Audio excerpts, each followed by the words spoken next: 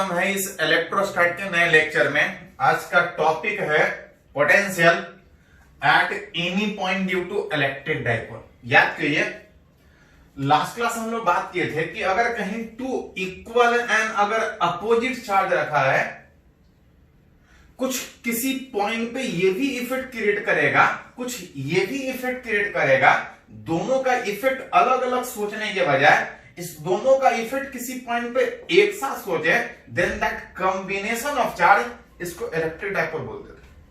That is equal and opposite. Equal and opposite charge अगर small gap पे रखा है तो इस कॉम्बिनेशन ऑफ चार्ज को इलेक्ट्रिक डाइपोल बोलते थे।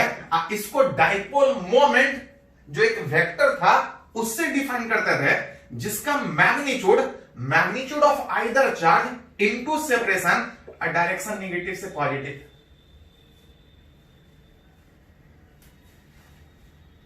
इस दोनों को अलग अलग सोचने के बजाय एक साथ सोच रहे थे, ऐसे रिप्रेजेंट करो। लास्ट क्लास में कुछ न्यूमेरिकल भी देखे थे लास्ट वाले वीडियो में कि ऐसा अगर नंबर ऑफ चार्ज हो, अगर पूरे को एक सिस्टम मान के अगर बात करें तो उसको भी डाइपोल की तरह से कैसे सोचेंगे, उसका डाइपोल मोमेंट कैसे हो। और याद कीजिए, थोड़ा सा बात करना ये चाह रहे थे कि इस दोनों मिलके किसी पॉइंट पे कितना इफेक्ट डालेगा। जो इफेक्ट होता है हम लोग उसको पोटेंशियल ऑफ फील्ड से दिखाते हैं।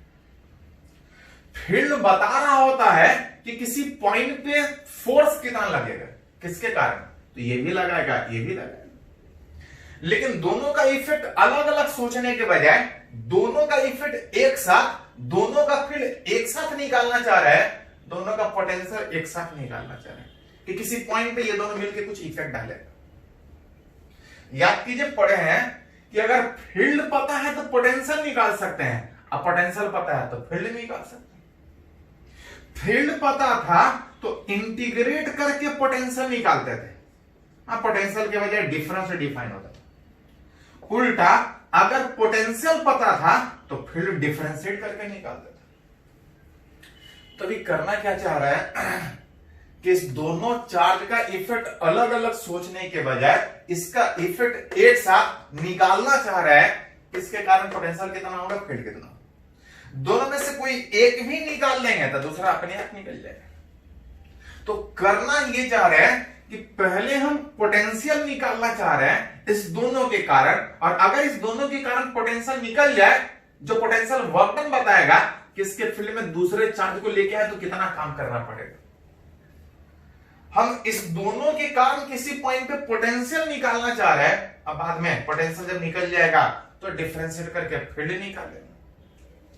एक करके इसका इफेक्ट निकालना चाह रहे हैं। जहां सबसे पहला जो इफेक्ट हम लोग कंसीडर करना चाह रहे हैं, which is potential at any point due to electric dipole. Electric dipole का मतलब दो इक्वल एंड अपोजिट चार्ज आसपास वाले पॉइंट पे कुछ इफेक्ट डालेगा। निकालना चाह रहे हैं किसी पॉइंट जिसका कोऑर्डिनेट, जनरली अभी तक जो लोग मैथ नहीं पढ़े हैं कोऑर्डिनेट में, किसी पॉइंट को दो कोऑर्डिनेट एक्स और वाई, हाँ जरूरत पड़ता था तो तीसरा कोऑर्डिनेट जेड से रिप्रेजेंट करता था। बताता था ये एक्स कोऑर्डिनेट कि ऑरिजिन से उस पॉइंट तक जाने में एक्स की तरफ कितना गया, वाई कोऑर्डिनेट ऑरिजिन से वहां तक जाने में वाई की तरफ कितना गया, और जेड कोऑर्डिनेट जेड की तरफ कितना बाहर गया। इसको हम बोलते हैं कार्टेशियन कोऑर्डिनेट सिस्टम, जहां पे किसी पॉइंट को कोऑर्डिनेट के हेल्प से ऑरिजिन से डिस्टेंस के टर्म में एक्स एक्सिस वाई एक्सिस के लॉन्ग रिप्रेजेंट करते हैं। उसी तरह से एक और कोऑर्डिनेट होता है, मैथ में पढ़ना, जो लोग मैथ पढ़े होंगे तो पता होगा, जो लोग बायो पढ़े हैं वो पहली बार देख रहे होंगे। पोलर कोऑर्डिनेट कि किसी कोई पॉइंट कहीं है, कोई पॉइंट कहीं है, इसको एक्स और वाई से तो रिप्रेजेंट कर ही सकते हैं। एक और तरीका होता है कि कोई पॉइंट कहां है, किसी पॉइंट से दिखाए कि कोई पॉइंट कहां पे है, उसको दो वैल्यू कि कितने डिस्टेंस पे है और साथ साथ एक रेफरेंस से कितने एंगल पे वो पॉइंट है, एक्स और वाई के बजाय कोई पॉइंट कहां है उसको डिस्टेंस और एंगल के टर्म में बताएं, जिसको हम बोलते हैं पोलर कोऑर्डिनेट। किसी पॉइंट का पोजीशन कहां पे है, वो पॉइंट कहां पे है, जिस तरह से एक्स और वाई के टर्म में आप दिखाते रहे, उसी तरह से एक और तरीका जिसके हेल्प से आप बता सकते हैं कि कोई पॉइंट कहां पे। कोई पॉइंट किसी फिक्स जगह से कितना दूर पे है और साथ साथ कितने एंगल पे है, उसको आर थीटा के टर्म में लिखते हैं, जिसको बोलते हैं पोलर कोऑर्डिनेट। अगर पॉइंट यहां है तो हम लोग बात करते हैं कि यहां से कितने डिस्टेंस पे है और एक रेफरेंस से कितने एंगल पे। मतलब जिस तरह से पॉइंट को एक्स और वाई के टर्म में आप दिखाते थे, जरूरत पड़े तो उसी पॉइंट को इस तरह से डिस्टेंस एंगल के भी टर्म में रिप्रेजेंट कर सकते हैं। That is called as polar coordinate.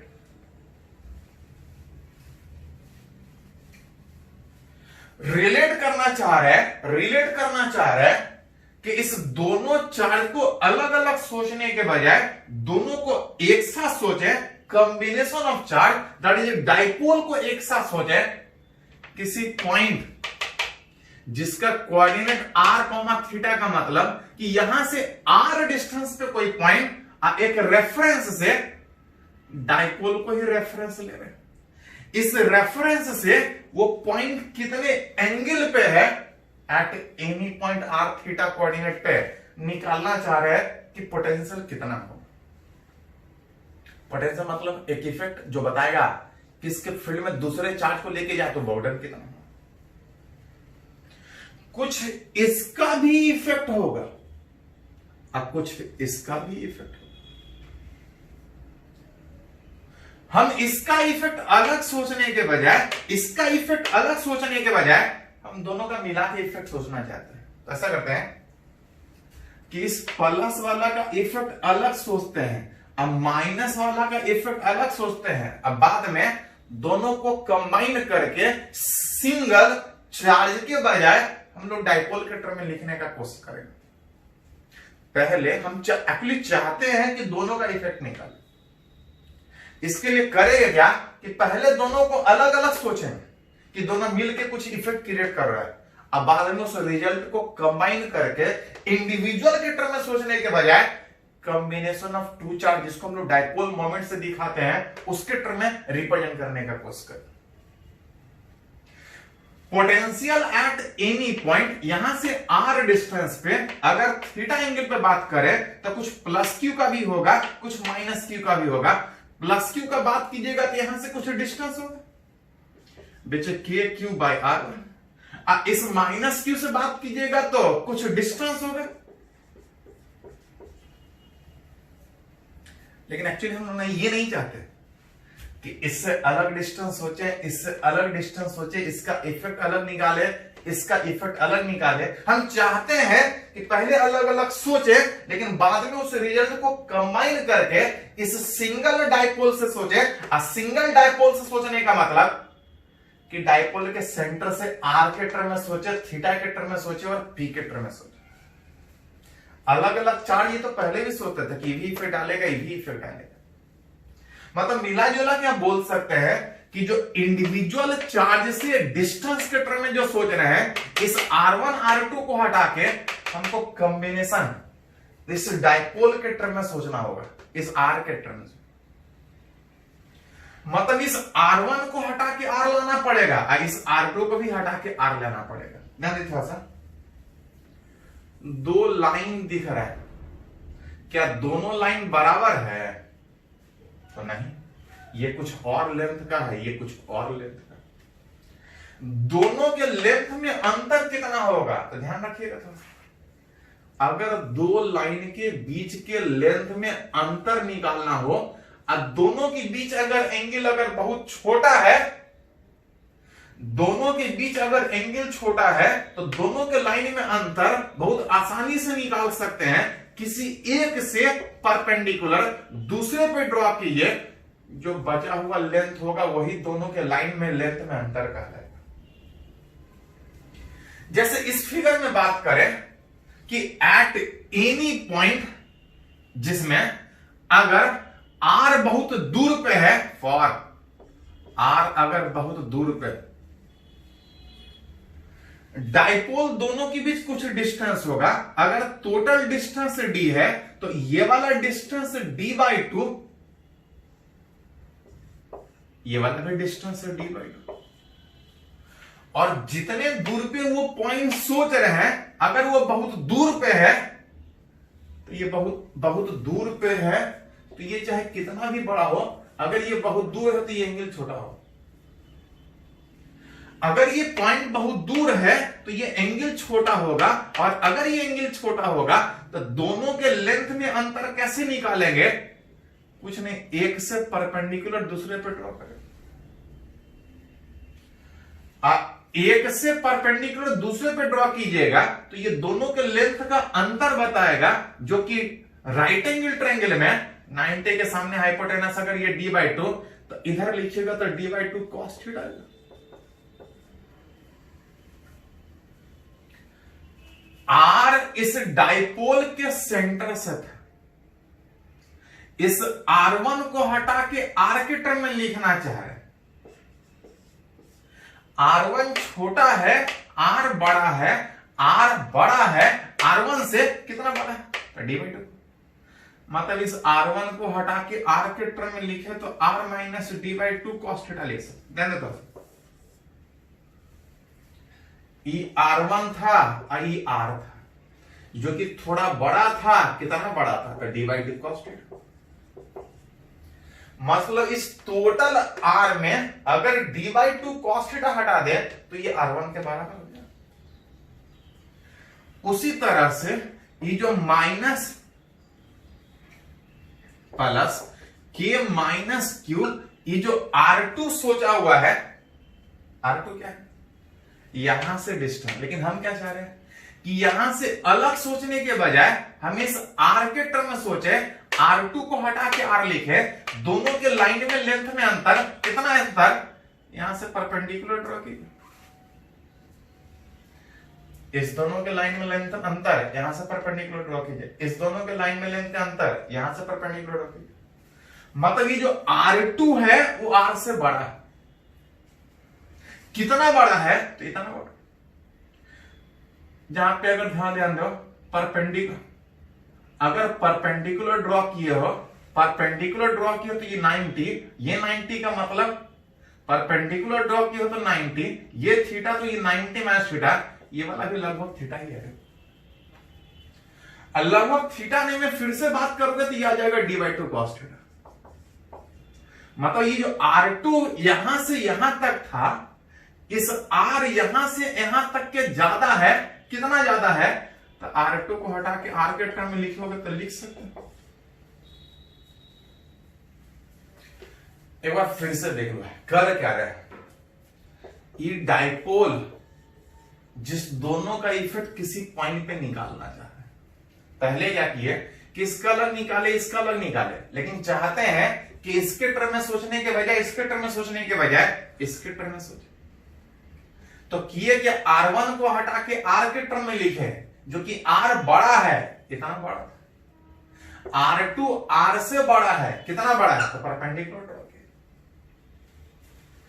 Overall थोड़ा सा इसको अगर एलसीएम लेके अरेंज करो, potential at any point, KQ बाहर निकलेगा। जो बच रहा था एलसीएम लेंगे तो R minus d/2 cos theta, R plus d/2 cos theta. LCM लेंगे तो यहां पे आ जाएगा R plus d/2 cos theta,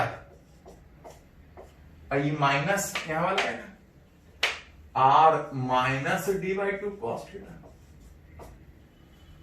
R cancel out होने के बाद d/2 cos theta minus minus plus में d/2 cos theta, d/2 cos theta add होके सिर्फ d cos थीटा बचेगा, और डिवाइड बाई ये R² minus d²/4 cos² theta. ये minus b a plus that is a² minus b²। ये जो निकाले पोटेंशियल किसके कारण? इसके कारण भी और इसके कारण भी। लेकिन हम दोनों को अलग अलग सोचने के बजाय एक सिंगल डाइपोल के टर्म में सोचना चाह रहे हैं, जहां भी याद करो थोड़ा सा, ये जो रिजल्ट निकाले थे तब निकाले थे जब ये पॉइंट बहुत दूर था, पॉइंट दूर था, एंगल छोटा बन रहा था, विच इज फॉर आर का वैल्यू जब डी से बहुत बड़ा होगा, आर का वैल्यू डी से बहुत बड़ा होगा, तो आर स्क्वायर के कंपेयर में ये डी स्क्वायर नेग्लिजिबल हो जाएगा। आर बहुत बड़ा है, स्क्वायर करेंगे तो इतना बढ़ेगा कि नेग्लिजिबल हो जाएगा। ये तो नेग्लिजिबल होगा ही होगा, अगर 4 से डिवाइड करेंगे तो और नेग्लिजिबल होगा। अब कॉस स्क्वायर थीटा करेंगे तो और नेग्लिजिबल, क्योंकि इसका वैल्यू 1 से कम ही जनरली होता है। मतलब आर स्क्वायर के कंपेयर में ये बहुत नेग्लिजिबल है, और नेग्लिजिबल होने का मतलब इसको हटा के, मतलब हेंस आप लिख सकते हैं कि जो आप निकालना चाह रहे थे, डाइपोल के at any point which r comma theta distance पे, तो जो पोटेंशियल आ रहा था के q d cos theta by are square, जहां पे अगर गौर से देखो तो ये अभी भी चार्ज के टर्म में है, लेकिन चार्ज को हटा के अगर इस डाइपोल के टर्म में दोनों को मिला के एक साथ के टर्म में लिखें तो क्यू इंटू डी को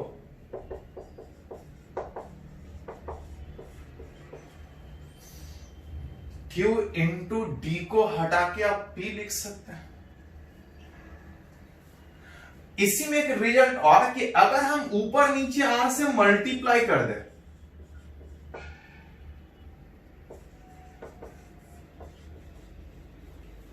R से ऊपर नीचे मल्टीप्लाई कर दे तो एक ऊपर R बढ़ जाएगा और नीचे RQ आएगा, जिसमें थोड़ा सा अगर इसको अरेंज करें तो ये डाइपोल मोमेंट एक वेक्टर था, डाइपोल मोमेंट वेक्टर था। इस पोजीशन को भी अगर R वेक्टर के टर्म में लिखे तो a b vector a b cos theta को हटा के, ए बी कॉस थीटा को हटा के आप चाहे तो ए डॉट बी लिख सकते हैं, ए डॉट बी लिख सकते हैं। मतलब अगर आप बोले तो लिख सकते हैं कि पोटेंशियल एट एनी पॉइंट जो P पे था, जो R कॉमा थीटा डिस्टेंस पे था, R कॉमा थीटा डिस्टेंस पे था, अगर खाली मैग्नीट्यूड में लिखिएगा तो KP cos theta by are square, अगर इसको वेक्टर के टर्म में लिखिएगा तो P का डॉट प्रोडक्ट R के साथ डिवाइड बाई R।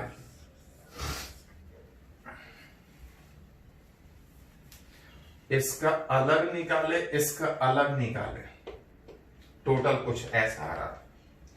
लेकिन चाह रहे थे कि दोनों को अलग अलग सोचने के बजाय, ये तो काम पहले भी करते थे, अलग अलग सोचते थे, अलग अलग तो पहले ही सोचते थे, लेकिन चाह रहे थे कि दोनों को अलग अलग सोचने के बजाय दोनों चार्ज को कंबाइन करके एक सिंगल टर्म में सोचे।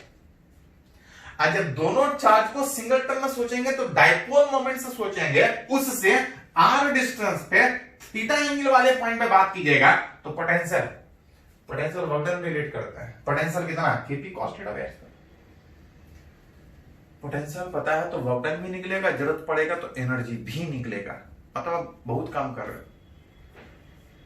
पोटेंशियल एट एनी पॉइंट, यहां से आर डिस्टेंस पे, यहां से थीटा एंगल पे कितना आ रहा है, KP cos theta by are square. इसको वेक्टर फॉर्म में लिखिए तो ऐसा लिख सकते हैं। कंपटीशन वाले में तो डायरेक्ट फॉर्मूला से काम चल जाएगा। हाँ, ये +2 में डेरिवेशन पूछता है, +2 वाले एग्जाम जिनको बोर्ड देना है, बाकी तो फॉर्मूला से भी काम चल सकता है। हाँ, सोचते कैसे हैं वो थोड़ा ध्यान रखिएगा। रिजल्ट डेरिवेशन इसलिए सीखा जाता है क्या क्या निकाले हैं, पॉइंट कहां से लिए हैं, एंगल कहां से लिए हैं, वो सब आपको पता चले। चलिए इस रिजल्ट को लिख लीजिए, थोड़ा सा इसको लिखिए पहले, तो आगे हम लोग कंटिन्यू करते हैं।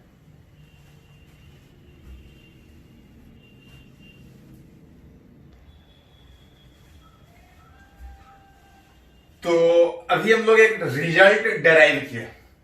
क्या था वो रिजल्ट, कि दो इक्वल एंड अपोजिट चार्ज, जिसको हम लोग डाइपोल बोल रहे थे, इससे आर डिस्टेंस थीटा एंगल वाले एट एनी पॉइंट पे जो पोटेंशियल आ रहा था KP cos theta by are square. KP cos theta by are square आ रहा था, इसी में आपसे कभी कभी पूछा जाता है कि अलग अलग जगह पे पोटेंशियल किस तरह चेंज करेगा, कहां पे ज्यादा होगा कहां पे कम होगा। ये एट एनी पॉइंट का पोटेंशियल ये जो निकला वो एट एनी पॉइंट पे निकला, which r comma theta which KP cos theta by are square, जिसको जरूरत पड़ने पे लिख रहे थे पी का डॉट प्रोडक्ट आर के साथ डिवाइड बाय आर। चलो इसको यहीं पे कहानी खत्म करते हैं, p dot r divide by r. ये पोटेंशियल एट एनी पॉइंट निकला। इसी में कभी कभी रिजल्ट पूछा जाता है कि अलग अलग पॉइंट पे जो पोटेंशियल चेंज कर रहा है वो किस तरह चेंज कर रहा है, कहां ज्यादा होगा कहां कम होगा, विच इज फॉर जो पोटेंशियल हम लोग एट एनी पॉइंट निकाले, कभी कभी पूछा जाता है कि सबसे ज्यादा कहां पर होगा। देखो थोड़ा सा पोटेंशियल किस पे डिपेंड कर रहा है, एक तो डिस्टेंस पे डिपेंड कर रहा है, डिस्टेंस जितना चेंज करेंगे उतना चेंज करेगा। लेकिन अगर गौर से देखो कि सेम डाइपोल होने के बावजूद, सेम डिस्टेंस होने के बावजूद पोटेंशियल एक और फैक्टर पे डिपेंड कर रहा है कि वो पॉइंट कितने एंगल पे, उस डाइपोल से जिस पॉइंट पे सोच रहे हैं वो कितने डिस्टेंस पे है।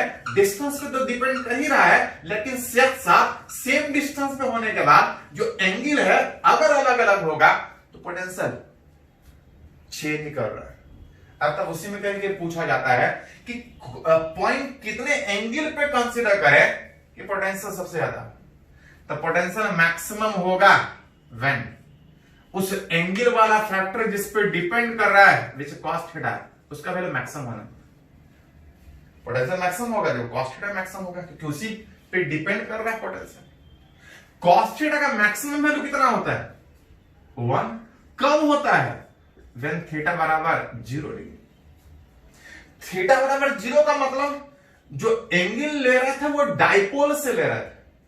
0 का मतलब कि अगर वो पॉइंट डाइपोल के ही along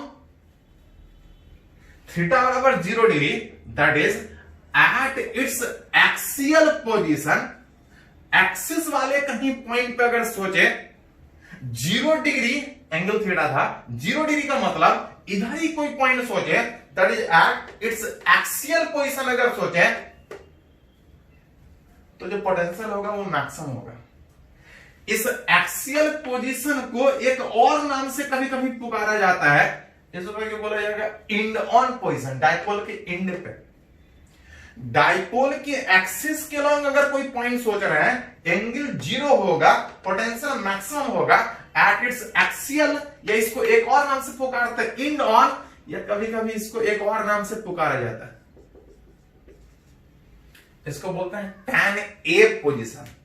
actually generally tan A tan B magnet में इस तरह से पढ़ना है, लेकिन बात बिल्कुल उसी तरह के होने के कारण कि अगर वो पॉइंट डाइपोल के एक्सिस पे है तो उसको हम लोग tan A पोजीशन बोलते हैं।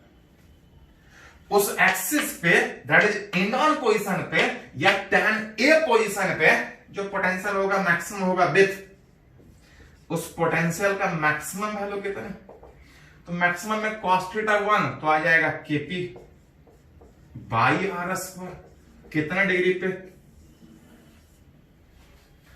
अलग अलग जगह पोटेंशियल अलग अलग है, एक्सिस पे मैक्सिमम है, मिनिमम कहां पे होगा।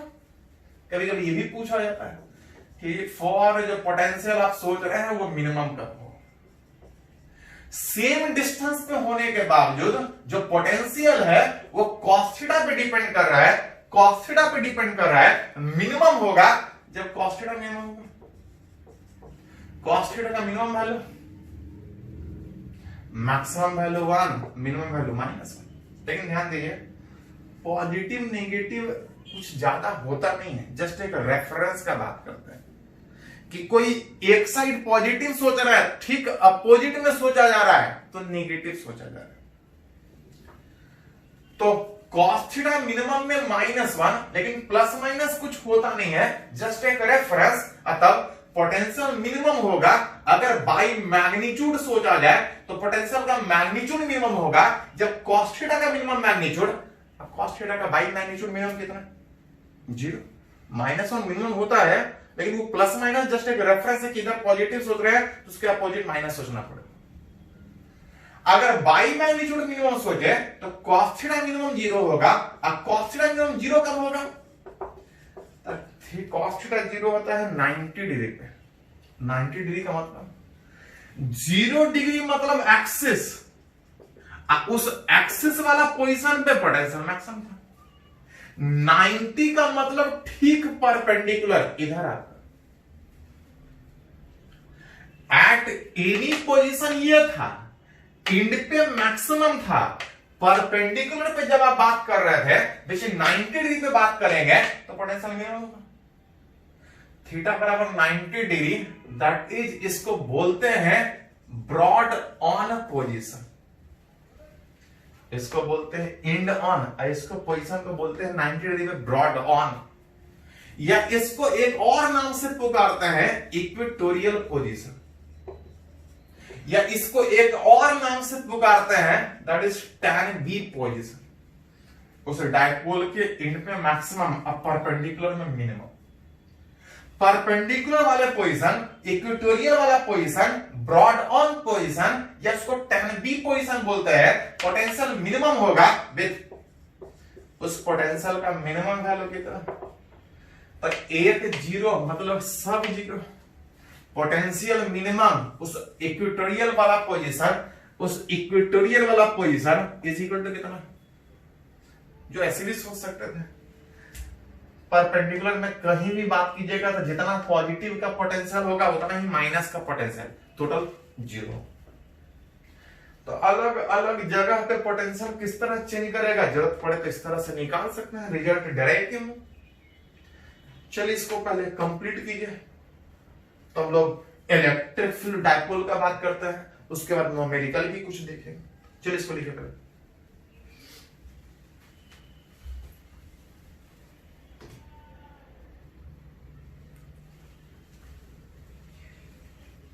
तो हम लोग अभी बात किए कि दो इक्वल एंड अपोजिट चार्ज किसी पॉइंट पे कुछ इफेक्ट डाल रहा होगा, दोनों का इफेक्ट अलग अलग सोचने के बजाय एक साथ सोचे तो कैसे सोचे। अभी जस्ट निकाले कि एट एनी पॉइंट पे अगर पोटेंशियल निकालना हो तो रिजल्ट था KP cos theta by are square. Potential at any point पे निकाल चुके हैं, अब तब निकालना चाह रहे हैं कि उस जगह इलेक्ट्रिक फील्ड कितना हो।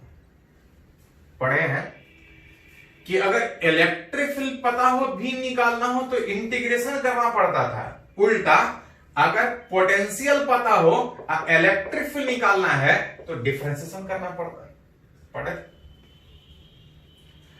अगर पोटेंशियल x का फंक्शन तो ये x के रेस्पेक्ट में डिफरेंशिएट होगा, अगर पोटेंशियल y का फंक्शन तो y के रेस्पेक्ट में, r का फंक्शन तो r के रेस्पेक्ट में, अगर x y z तीनों का फंक्शन तो याद कीजिए थोड़ा सा, इसको हम लोग पार्शियल डिफरेंशिएशन से निकालते थे।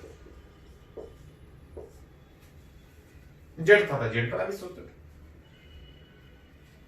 लेकिन अगर गौर से देखें तो यहां पे जो पोटेंशियल है ना x का फंक्शन है, ना y का फंक्शन है, ना z का फंक्शन है, ये r कॉमा थीटा का फंक्शन है। पोलर कोऑर्डिनेट के टर्म में निकाले हैं कि पोटेंशियल एट एनी पॉइंट इस डाइपोल के कारण at any position r distance theta angle पे कुछ KP cos theta by are square. मतलब जो पोटेंशियल है इस बार r और थीटा के टर्म में। जब पोटेंशियल x के टर्म में था तो x के रेस्पेक्ट में डिफरेंशिएशन, x y z तीनों के रेस्पेक्ट में था तो पार्शियल डिफरेंशिएशन। यहां पे r का फंक्शन है और थीटा का फंक्शन है, वैसे में जब इलेक्ट्रिक फील्ड निकालिएगा तो कुछ एक रेडियल कंपोनेंट आएगा और साथ में कुछ एक एंगल वाला कंपोनेंट है। जिस तरह से ये इलेक्ट्रिक फील्ड का x कंपोनेंट बताता था, ये वाला y कंपोनेंट बताता था, बिल्कुल सेम तरीके से पोटेंशियल r कॉमा थीटा का फंक्शन होने के कारण जब इलेक्ट्रिक फील्ड निकालने का बात कीजिएगा तो इलेक्ट्रिक फील्ड कुछ रेडियल डायरेक्शन में होगा और कुछ एंगल के डायरेक्शन में होगा, जैसे x y z के टर्म में सोचते थे। जब x y z का फंक्शन होता था पोटेंशियल तो इलेक्ट्रिक फील्ड का x कंपोनेंट कितना होता था? ये एक्स कंपोनेंट, ये वाला वाई कंपोनेंट बताता था। उसी तरह से जब पोटेंशियल आर कॉमा थीटा का फंक्शन होगा तो इलेक्ट्रिक फील्ड का जब रेडियल कंपोनेंट निकालिएगा E R, that is equal to आ जाएगा minus del V by del R. Actually सीधा डिफरेंशिएट इसलिए नहीं कर सकते हैं क्योंकि ये सिंगल आर का फंक्शन नहीं, आर पे भी डिपेंड कर रहा है और एंगल पे भी डिपेंड कर रहा है। तो इसका एक रेडियल कंपोनेंट भी होगा और कंपोनेंट एक एंगल के भी डायरेक्शन में होगा। इलेक्ट्रिक फील्ड था कि पोटेंशियल डिस्टेंस के हिसाब से कितना चेंज करता है। यहां पे आर और थीटा का फंक्शन होने के कारण रिलेट करेंगे पोटेंशियल उस आर के चेंज करने से, पोटेंशियल आर के चेंज करने से कितना चेंज करता है, दैट इज इस डाइपोल का ये रेडियल इलेक्ट्रिक आर के चेंज करने से। पार्शियल डिफरेंशिएशन का मतलब था कि आर चेंज करेगा अब थीटा कांस्टेंट रहेगा, थीटा सेम रख के पोटेंशियल आर के चेंज करने से जितना चेंज करेगा वो इलेक्ट्रिक फील्ड देगा रेडियल डायरेक्शन में। मतलब अगर पोटेंशियल अगर पता है आर और थीटा का फंक्शन तो एक रेडियल भी फील्ड होगा, एक एंगल वाला भी फील्ड होगा। रेडियल वाला फील्ड इस तरह से निकालेंगे माइनस पार्शियल डिफरेंशिएशन भी में, पार्शियल डिफरेंस में खाली आर चेंज करेगा, आर चेंज करने का मतलब बाकी सब कांस्टेंट, केपी कॉस थीटा बाहर, पार्शियल डिफरेंशिएशन खाली आ जाएगा 1/r²। 1/r² का मतलब ऊपर लेके जाइएगा तो r का पावर -2 आएगा, और जब इसका डिफरेंशिएट कीजिएगा तो जितना पावर है उतना में से 1 घटाएंगे, आ जाएगा -2/r³। -2/r³ बैठाएंगे तो ये प्लस आ जाएगा which is 2kp cos theta by r। बैठा के देख सकते, निकालना चाह रहे हैं कि उस डाइपोल के कारण किसी पॉइंट पर फील्ड कितना है। निकाल चुके हैं पोटेंशियल कितना है। पोटेंशियल आर कॉमा थीटा का फंक्शन होने के कारण उस डाइपोल के कारण जब उस जगह पे फील्ड निकालेंगे तो आर के भी टर्म में डिफरेंशिएट करना पड़ेगा, एंगल के भी टर्म में डिफरेंशिएट करना पड़ेगा। आर के टर्म में डिफरेंशिएट करने का मतलब आर के चेंज करने से पोटेंशियल कितना चेंज करता है, that electric field radial direction. R का भी फंक्शन था तो इलेक्ट्रिक फील्ड रेडियल डायरेक्शन में भी होगा, और जब एंगल का बात उठेगा तो एंगल का बात होगा तो कुछ नहीं, उसी तरह सोचेंगे कि एंगल के चेंज करने से, एंगल के चेंज करने से, एंगल के स्मॉल चेंज करने से, एंगल के स्मॉल चेंज करने से, बिना आर चेंज किए हुए, बिना आर चेंज किए हुए एंगल के चेंज करने से, एंगल के चेंज करने से पोटेंशियल कितना चेंज करता है, एंगल के चेंज करने से पोटेंशियल कितना चेंज करता है, दैट इज इलेक्ट्रिक फील्ड। लेकिन गड़बड़ क्या है कि पोटेंशियल इलेक्ट्रिक फील्ड डिफाइन था potential by distance, potential bye angle नहीं। एंगल डायमेंशनलेस होता है, एक रेशियो है। किसी जगह पोटेंशियल पता है, इलेक्ट्रिक फील्ड निकालने में डिफरेंशिएट करते थे। डिफरेंशिएट का मतलब होता था कि डिस्टेंस के हिसाब से पोटेंशियल कितना चेंज कर, आर कॉमा थीटा होने का मतलब कि आर के चेंज करने से पोटेंशियल कितना चेंज किया, that is radial electric field. Angle के चेंज करने से, एंगल के चेंज करने से नहीं, एंगल के चेंज करने से पोटेंशियल कितना चेंज करेगा, एंगल के चेंज करने से डिस्टेंस के हिसाब से जो पोटेंशियल चेंज करेगा, पोटेंशियल डिस्टेंस के हिसाब से जो चेंज करेगा, that is electric field radial direction. Electric field था पोटेंशियल बाय डिस्टेंस, ना कि पोटेंशियल बाय एंगल। हाँ, आर और थीटा का फंक्शन होने के कारण, आर और थीटा का फंक्शन होने के कारण एक आर के टर्म में बात किए और दूसरा थीटा के टर्म में बात करना पड़ेगा। थीटा के टर्म में बात करने का मतलब कि पोटेंशियल एंगल के चेंज करने से डिस्टेंस के हिसाब से कितना चेंज करता है, एंगल के चेंज करने से पोटेंशियल डिस्टेंस के साथ से कितना चेंज करेगा, that is electric field angle के डायरेक्शन में। जहां पे एंगल चेंज कर रहे हैं बिना आर चेंज किए तो इधर आगे बढ़ेंगे, कितना आगे बढ़ेंगे तो P से कुछ P1 जाएंगे, अगर R सेम रख के आगे बढ़े हैं तो ये डिस्टेंस आ जाएगा R डी थीटा। एंगल वाला फील्ड का बात कीजिएगा, पोटेंशियल एंगल के चेंज करने से डिस्टेंस के हिसाब से कितना चेंज किया, potential by distance is electric field होता है। और ये अगर यहां पर रिलेट कीजिएगा तो जो डिस्टेंस चेंज हो रहा है वो R डी थीटा। जिसको थोड़ा सा अरेंज कीजिएगा तो सिर्फ थीटा चेंज करने का बात था, बाकी सब कांस्टेंट रखने में पार्शियल डिफरेंशिएशन। क्यों ध्यान दीजिए, जिस तरह से पोटेंशियल एक्स वाई जेड का फंक्शन था तो इलेक्ट्रिक फील्ड लिखते थे कुछ एक्स कंपोनेंट, कुछ वाई कंपोनेंट और कुछ जेड कंपोनेंट। एक्स कंपोनेंट आता था पोटेंशियल एक्स में डिस्टेंस के हिसाब से कितना चेंज किया, वाई जब निकालते थे तो आता था पोटेंशियल डिस्टेंस के हिसाब से कितना चेंज किया। बिल्कुल सेम तरीके से यहां पे कि पोटेंशियल आर और थीटा का फंक्शन होने के कारण इलेक्ट्रिक फील्ड का एक रेडियल कंपोनेंट होगा, एक इलेक्ट्रिक फील्ड कंपोनेंट होगा, एंगल वाला कंपोनेंट होगा। रेडियल का मतलब डिस्टेंस चेंज करने से रेडियस के डायरेक्शन में पोटेंशियल कितना चेंज कर रहा है, डिस्टेंस चेंज करने से एंगल के डायरेक्शन में पोटेंशियल डिस्टेंस का कितना चेंज कर रहा है। जिसको जरूरत पड़े तो यहां से निकाल सकते हैं 1/r बाहर, अब पार्शियल डिफरेंशिएशन v का किसके रेस्पेक्ट में, थीटा के रेस्पेक्ट में। जब v का थीटा के रेस्पेक्ट में कीजिएगा तो kp/r² बाहर हो जाएगा, क्योंकि बाकी सब कांस्टेंट। खाली पार्शियल डिफरेंशिएशन किसका, cos थीटा का। cos थीटा का डिफरेंस कितना होता है, minus sin theta. Minus minus plus, इसको अरेंज कीजिएगा तो आ जाएगा kp sin theta divide by. Hence जो मेरे को चाहिए था इलेक्ट्रिक फील्ड उस नेट इलेक्ट्रिक फील्ड उस P वाला पॉइंट पे जिसका कुछ रेडियल कंपोनेंट था और कुछ एंगल वाला कंपोनेंट, जिसमें गौर से देखे रेडियस का मतलब R चेंज करके निकाल रहे थे और एंगल वाला कंपोनेंट का मतलब R को सेम रख के एंगल चेंज कर रहे थे, दोनों एक दूसरे से परपेंडिकुलर हो।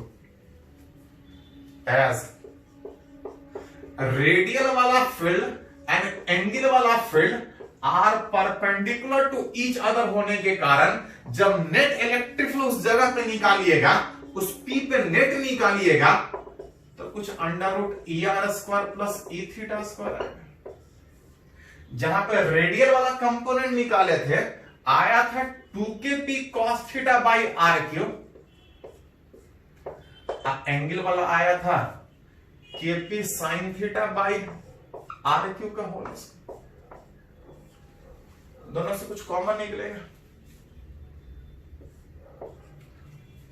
दोनों से अगर कॉमन निकालने का अगर बात कर देखो थोड़ा सा, kp/r3 यहां भी है, यहां भी है, स्क्वायर भी है, रूट भी है, बाहर निकालोगे तो सिंपल आएगा। यहां आ जाएगा 4 cos² theta plus sin² theta, आ जाएगा 4 cos² theta plus sin² theta, जिसमें एक sin² थीटा प्लस एक cos² थीटा 1 होता है। एक cos² थीटा 1 होकर 3 बन जाएगा, जिसको एक ही लाइन में लिखते हैं 1 प्लस 3 cos² थीटा। आप मन करे तो एक स्टेप और बढ़ा सकते हैं। डाइपोल का पोटेंशियल पता था, फील्ड निकालने में देख रहे थे कि आर और थीटा दोनों का फंक्शन होने के कारण इलेक्ट्रिक फील्ड रेडियल में भी होगा, इलेक्ट्रिक फील्ड एंगल के भी डायरेक्शन में। आज जब रिलेट किए तो दोनों इलेक्ट्रिक फील्ड एक दूसरे के परपेंडिकुलर होने के कारण जो रिजल्टेंट आएगा वो कहीं बीच बीच में आएगा।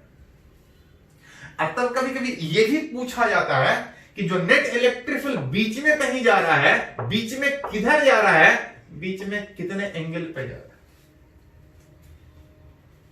बीच पूछा जाता है डायरेक्शन ऑफ इलेक्ट्रिक फील्ड। मान के चल रहे हैं let alpha be the angle, alpha be the angle of net electric field किसके साथ, उस रेडियल के साथ। इसे डायपोल के कारण यहां पे फील्ड इधर भी और इधर भी रिजल्टेंट कहीं इधर जा रहा है, इधर किधर जा रहा है, तो मान के चल रहे रेडियल से अगर अल्फा एंगल पे जा रहा है तो पूछा जाता है उस अल्फा का वैल्यू कितना होगा। ध्यान दे पास, उस जगह पर रेडियल भी था और एंगल भी था, अब दोनों एक दूसरे से परपेंडिकुलर थे। जब दो वेक्टर परपेंडिकुलर हो तो रिजल्टेंट बीच में कहीं जाएगा, कितने एंगल पे जाएगा, अगर tan अल्फा निकालना है तो इस तरह से यूज कर सकते हैं। tan थीटा होता है y component by x component, जब परपेंडिकुलर के बीच का रिजल्टेंट निकालते हैं। परपेंडिकुलर वेक्टर का अगर रिजल्टेंट बीच में जा रहा है, कुछ एंगल पे जा रहा है, तो कितने एंगल पे जा रहा है इस तरह से निकालते हैं। y component by x component, जहां पे ये x का काम करेगा, ये y का काम करेगा, that is e theta by e। जहां से e थीटा निकाले थे तो आया था kp sin theta by r cube, और er निकाले थे तो आया था 2kp cos theta by r cube. देख तो थोड़ा सा कुछ कैंसिल हो रहा है।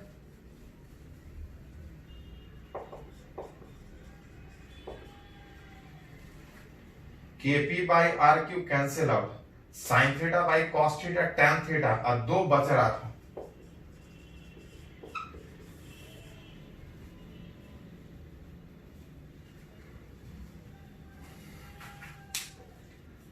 एक डायपोल जिसके जगह पे एट एनी पॉइंट पे पोटेंशियल पता है, हमको फील्ड निकालना है। ध्यान रहे, बाकी जगह तो हम लोग को रिजल्ट से काम निकल जाएगा, लेकिन +2 में ये डेरिवेशन आपसे पूछता है, तो ध्यान रखें। बाकी जगह फॉर्मूला से काम चलेगा, यही दो का फॉर्मूला उसको यूज करेंगे तो क्लियर होगा कि कैसे यूज हो। डायपोल के एट एनी पॉइंट हमको पोटेंशियल पता था, फील्ड निकालना चाह रहे थे।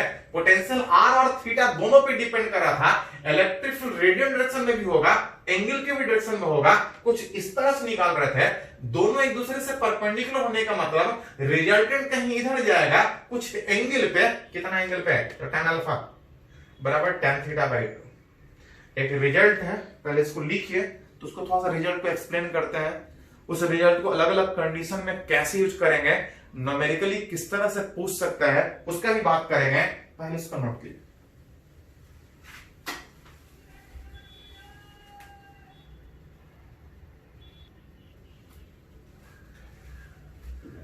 हेलो, तो अभी एक रिजल्ट निकाले कि अगर कोई डायपोल से कोई पॉइंट r डिस्टेंस पे थीटा एंगल पे इस जगह फील्ड रेडियल डायरेक्शन में भी, एंगल के भी डायरेक्शन में भी, जो नेट इलेक्ट्रिक फील्ड था कहीं इधर आ रहा था, कुछ एंगल पे आ रहा था। एट एनी पॉइंट जो इलेक्ट्रिक फील्ड आ रहा था, विच इसका रिजल्ट था kp by r cube under root 1 + 3 cos square theta.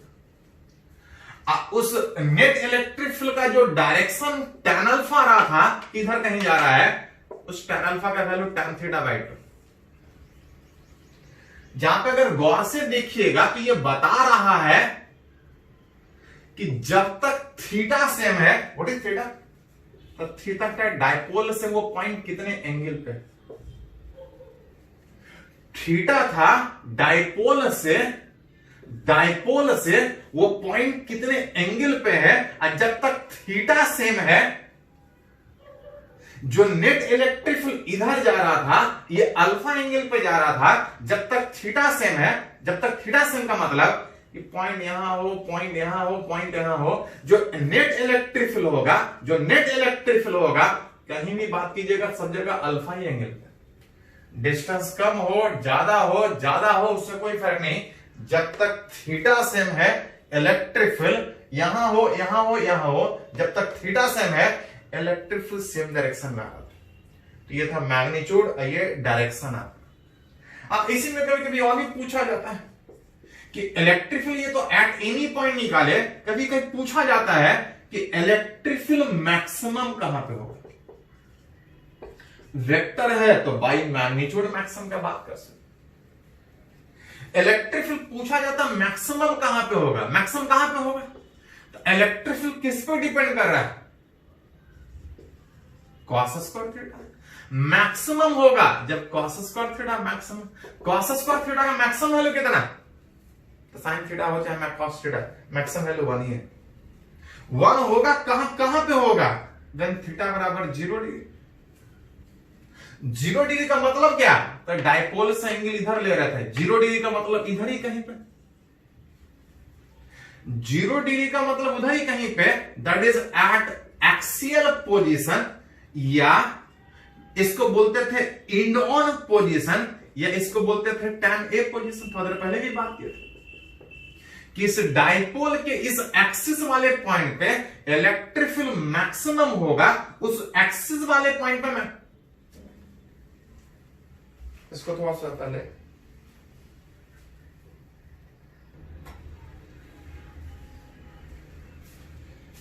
तो जो इलेक्ट्रिक फील्ड मैक्सिमम आ रहा था एट एनी पॉइंट, कुछ इतना था, मैक्सिमम आ रहा था एक्सिस वाले पोजीशन पे विथ उस इलेक्ट्रिक फील्ड का मैक्सिमम वैल्यू कितना है, तो cos square theta that is 1, अगर ये 1 है तो 1 + 3 दैट इज 4, रूट निकालेंगे तो ये 2kp/r।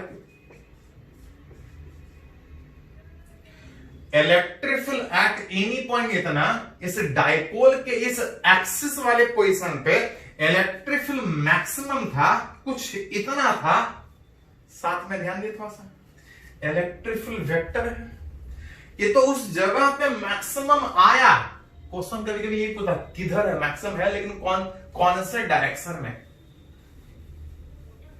उस एक्सिस वाले पोजीशन पे at theta is equal to 0 degree वाले पोजीशन पे इलेक्ट्रिक फील्ड मैक्सिमम आ रहा है। डायरेक्शन कौन सा होगा, विथ डायरेक्शन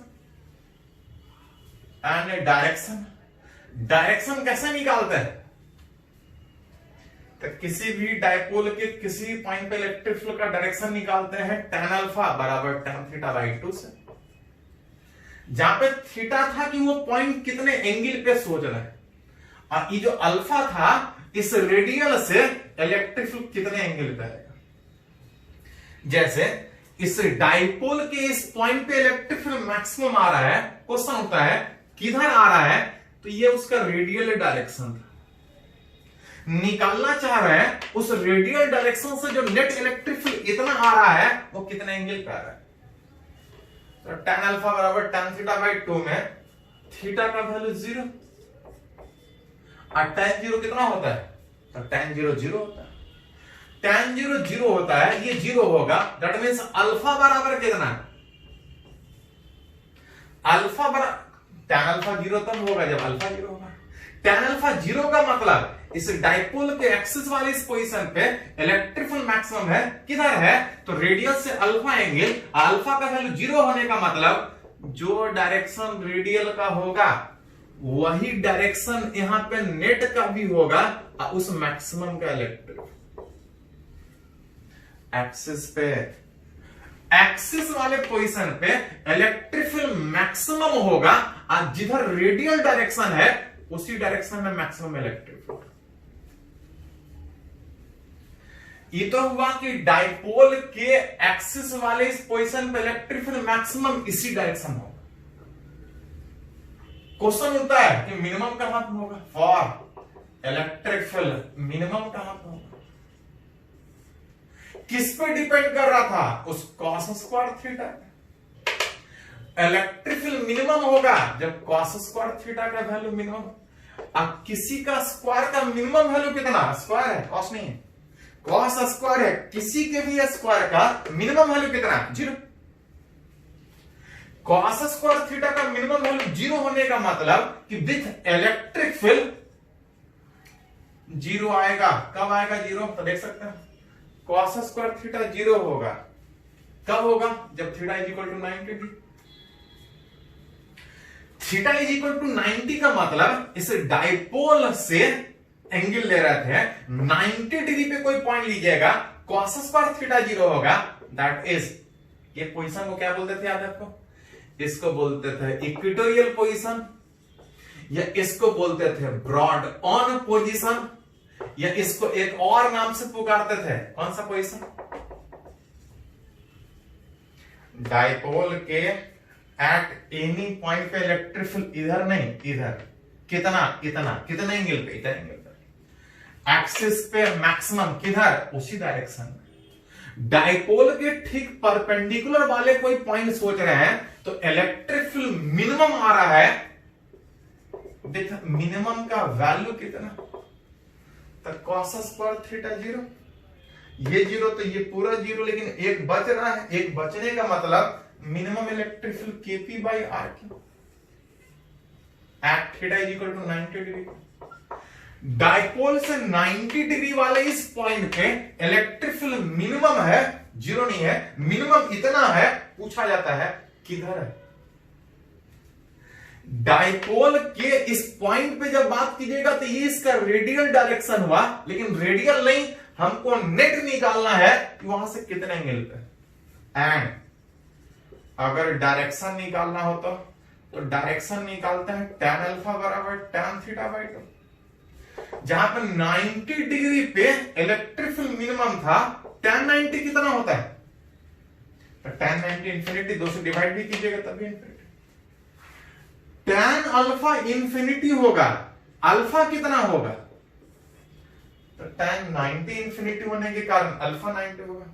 अल्फा 90 होने का मतलब डायपोल के परपेंडिकुलर इस जगह पे इलेक्ट्रिक फील्ड मिनिमम है, ये उसका रेडियल डायरेक्शन है, और जो नेट इलेक्ट्रिक फील्ड इस जगह पे मिनिमम था वो वहां से कितने एंगल पे, तो अल्फा बराबर 90। मतलब डायपोल के एक्सिस पे इधर ही मैक्सिमम में था, और डायपोल के परपेंडिकुलर पे इलेक्ट्रिक फील्ड मिनिमम था, कौन से डायरेक्शन में, तो इस रेडियल से 90 डिग्री पे होने का मतलब डायपोल के ठीक अपोजिट डायरेक्शन में इलेक्ट्रिक फील्ड मिनिमम, इधर डायरेक्शन। मैक्सिमम एक्सिस पे इधर और मिनिमम इधर। एक्सिस में मैक्सिमम इस डायरेक्शन में और परपेंडिकुलर पे मिनिमम इस डायरेक्शन में। तो बहुत बार तो खाली ये पूछा जाता है कि मैक्सिमम इलेक्ट्रिक फील्ड मिनिमम के कितना टाइम्स, तो देख सकते हैं मिनिमम में केपी बाई आर क्यू और मैक्सिमम में 2 केपी बाई आर क्यू, मतलब मैक्सिमम मिनिमम के तुलना में कितना होगा, इतना होगा। साथ साथ एक्सिस पे मैक्सिमम था और इस परपेंडिकुलर वाले पोजीशन पे, उस इक्वेटोरियल पोजीशन पे मिनिमम था, 2 टाइम था। और जब वेक्टर फॉर्म में लिखिएगा तो एक्सिस के डायरेक्शन में अब परपेंडिकुलर के ठीक अपोजिट में, जब वेक्टर में लिखिएगा तो एक प्लस होगा, एक माइनस होगा। तो जिस जगह पूछे, जिस हिसाब से पूछे, डायरेक्शन सोचने बोले, मैग्नीट्यूड अलग अलग एंगल पे सोचने बोले, इस तरह से सोच सकते। चलो पहले इसको नोट करो।